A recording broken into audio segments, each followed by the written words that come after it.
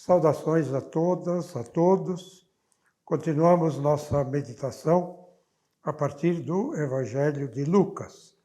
Vimos no Evangelho da infância os dois lados deste Evangelho, João Batista e Jesus, que entram na história da humanidade.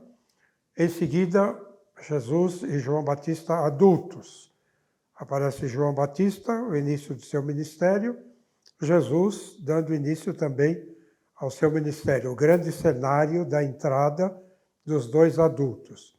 Com esta característica de Lucas, João Batista sai da cena para que Jesus entre, e João não aparece no batismo de Jesus. É ele o batizador, mas ele não aparece na cena descrita por Lucas. E imediatamente temos a genealogia de Jesus, própria de Lucas, que começa com Jesus, filho de José, filho de Eli, conforme se supunha, filho de José, diz o texto, terminando em Adão, então de baixo para cima. E Adão, depois de ser mencionado, se diz Adão, filho de Deus. Então, aqui Adão não tem um pai atrás dele, ele é filho de Deus. Então, cuja genealogia começa com Jesus, este Jesus é filho de Deus. A genealogia o leva até o próprio Deus, que é o seu pai. E aí vamos para o deserto. Jesus ainda não entrou em cena com a sua missão, a sua pregação. Foi batizado, sem a presença de João na descrição de Lucas, agora entra no deserto. E no deserto ele vai ser provado e provocado pelo demônio.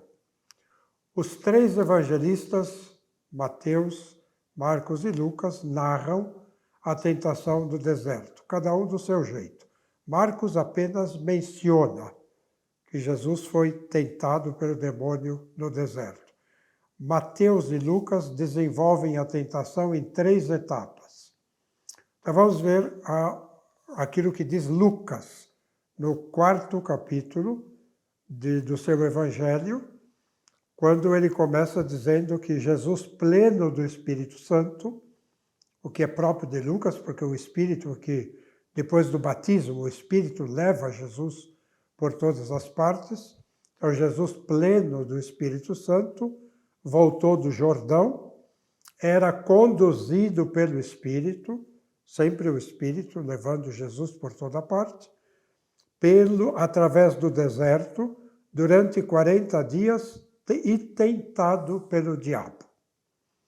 Nada comeu nesses dias, e passado esse tempo teve fome. Disse-lhe então o diabo, aí vem a primeira provocação, se és filho de Deus, manda que esta pedra se transforme em pão. Se você é filho de Deus, você tem poder. O deserto no qual Jesus está não é simplesmente um deserto de areia, é um deserto pedregoso, próprio daquela área, aquela região de Israel. Então, manda que uma dessas pedras, ou estas pedras, se transformem em pão. Jesus podia fazer isso? Podia. O que é que ele responde? Está escrito, não só de pão vive o homem. E encerrou o assunto.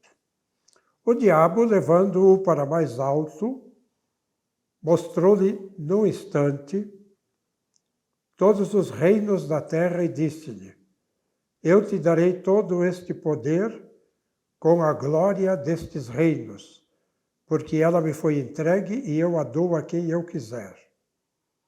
Por isso, se te prostrares diante de mim, toda ela será tua. Notem, o demônio aqui não diz se és filho de Deus. Ele vai direto no assunto. E pede, no fim, um pedido expresso, claramente expresso, que Jesus, este ser humano que está diante dele, se ajoelhe e o adore. Resposta de Jesus, adorarás ao Senhor teu Deus e só a Ele prestarás culto. E encerra o assunto. Terceiro momento, Conduziu-o depois a Jerusalém, colocou-o sobre o pináculo, a ponta do templo, e disse-lhe, se és filho de Deus, de novo, se és filho de Deus, atira-te para baixo. Jesus pode fazer isso, se é filho de Deus? Sim, tem poder. Porque está escrito aqui, o demônio pega as respostas de Jesus. Jesus sempre disse, porque está escrito. Então o demônio também usa o mesmo argumento. Está escrito, e cita o Salmo 90, 91, ele dará ordem a seus anjos a teu respeito, para que te guardem. E eles te tomarão pelas mãos, para que não tropeces em nenhuma pedra.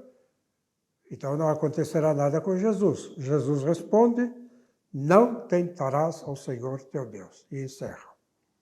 Tendo acabado toda a tentação, então, o episódio se encerra, o demônio o deixou até o tempo oportuno.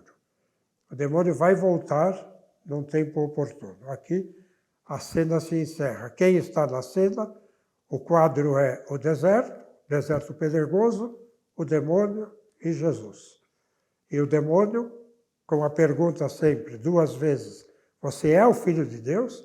Então faça alguma coisa extraordinária. Oferece a Jesus todo o poder e a glória do mundo, sem perguntar se ele é Filho de Deus. A tentação se encerra até uma segunda vez, quando o demônio voltará para, mais uma vez, provocar Jesus.